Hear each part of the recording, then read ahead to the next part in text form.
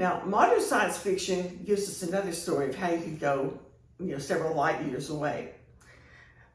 This clears up some problems, because if you had a super duper rocket that could accelerate so instantaneously, there's all kinds of practical problems. To start with, it would kill the astronauts.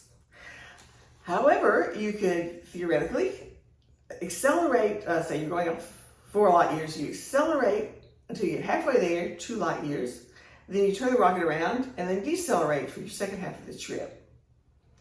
The return home is just a mirror image of that.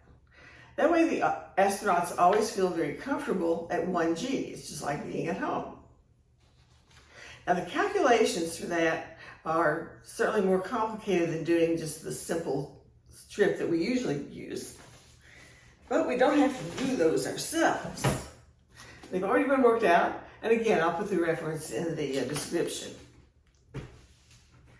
Here's the picture on the space-time diagram of the modern trip, and also the compared to the very simple trip. So it turns out if you do that acceleration at 1G for the whole time, then Alice ages 6.8 years and Bob ages 11.2 years. And these are remarkably similar. I was surprised that you could get such good results getting out to another star system just at 1G acceleration. That's how the math comes out.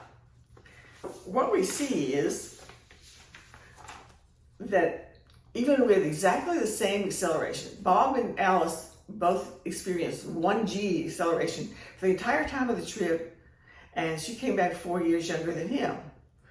How could that happen? Was Feynman wrong?